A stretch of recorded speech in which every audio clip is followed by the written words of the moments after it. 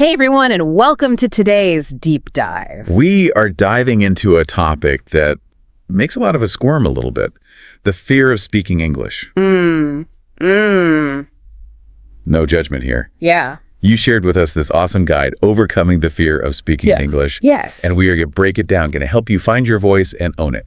Absolutely, and you hit the nail on the head with that squirm comment. It really is about, more than just grammar and vocabulary, isn't it? It's about tackling those mental roadblocks. Totally, and this guide, it jumps right in, right? The why behind the fear. Yeah. And, it seems obvious, but naming those anxieties can be surprisingly powerful. What are some of the big ones they call out?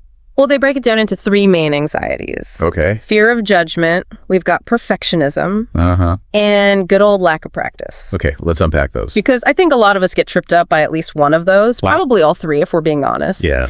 So fear of judgment, what does that really mean in the context of speaking English? It's that universal dread of sounding silly or making a mistake in front of others. Yeah. That feeling when you're about to order a coffee and everyone's staring at you, waiting for you to mess up the pronunciation. Oh, yeah. We've all been there. 100%. Or when you're trying to join a conversation and your mind goes blank and suddenly you forget every word you ever learned. Exactly. And it's important to acknowledge that those feelings are completely normal.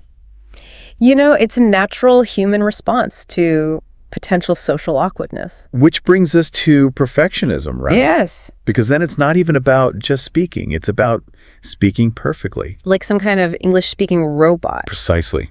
Perfectionism in this context is the pressure we put on ourselves to speak flawlessly. If you're enjoying this podcast, don't forget to like the video. Share it with friends who might find it helpful. Make sure to subscribe and hit the bell icon so you don't miss our next video. Let us know in the comments what topic you'd like to hear.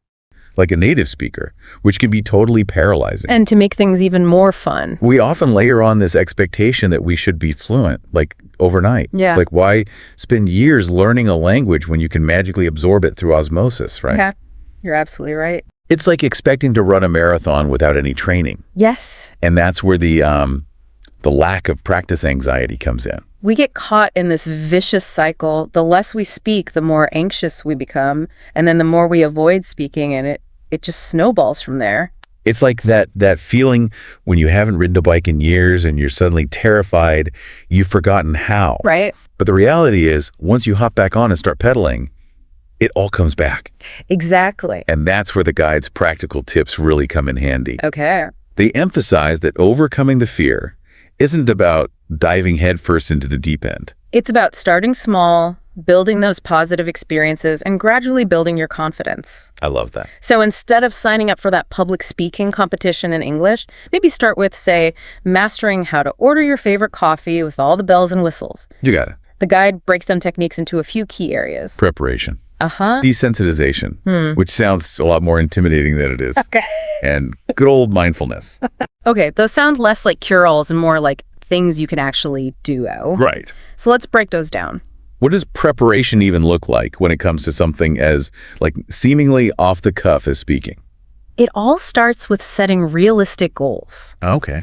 Instead of aiming for flawless fluency overnight, how about starting with something achievable, like being able to introduce yourself confidently or having a short conversation about your hobbies? And then as you conquer those smaller milestones, you naturally build up to those bigger conversations. So it's all about creating those quick wins to keep you motivated rather than constantly feeling like you're falling short. Absolutely. But how do you make yourself actually practice? It's so easy to put it off, especially when you're feeling unsure. This is where the practice part of preparation comes in. And it doesn't need to be intimidating. Yeah.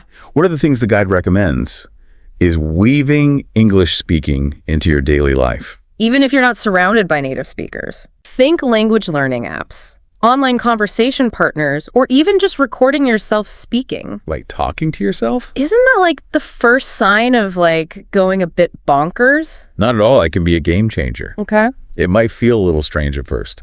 But think about it. You talk to yourself in your native language all the time, right? I do, yeah. It's no different in English.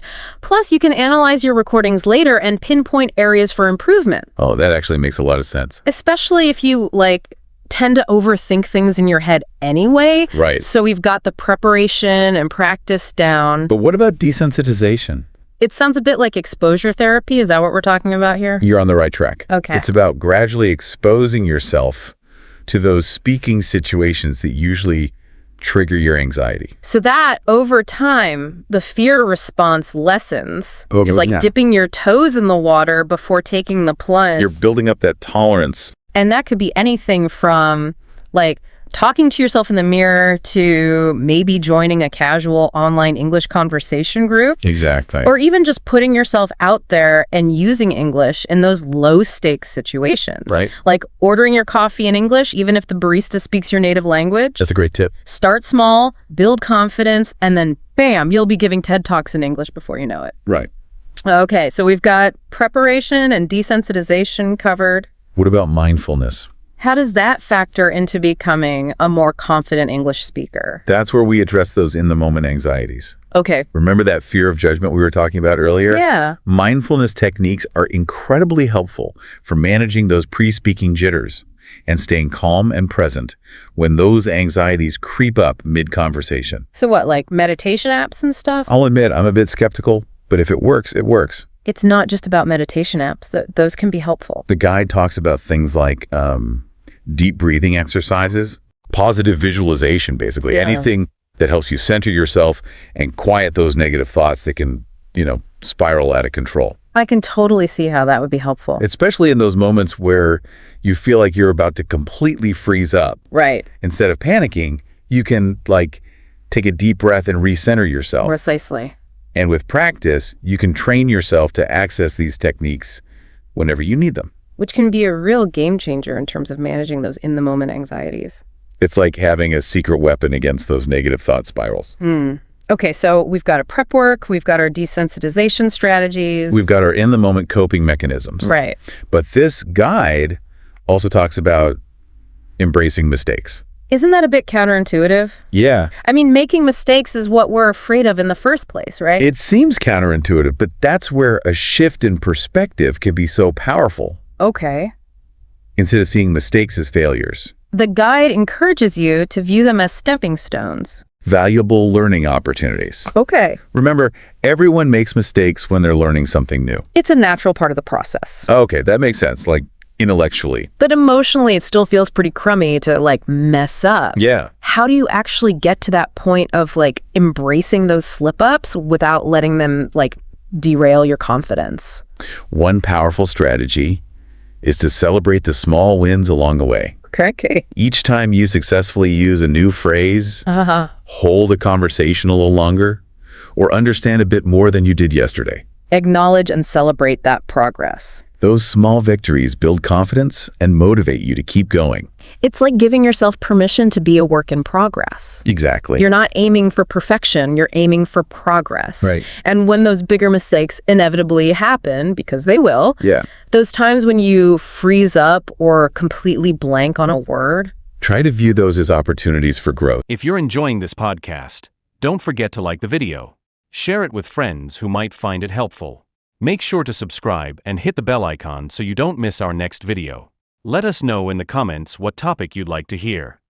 easier said than done in the heat of the moment, am I right? So what do you do when you're in that situation? This is where the guide emphasizes seeking constructive feedback. Okay. Maybe it's finding a language partner, a tutor, or a teacher who can provide specific, actionable advice on how to improve. Yeah. It's one thing to know you're making mistakes. It's another to understand why and how to correct them.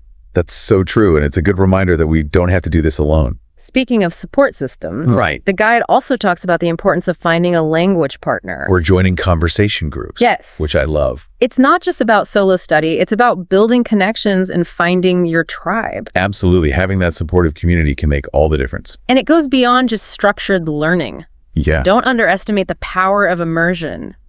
Surround yourself with English as much as possible. Watch movies, listen to podcasts. Even try, thinking in English during your day. The more you integrate it into your life, the more natural and less daunting it will feel. It's about creating a positive feedback loop.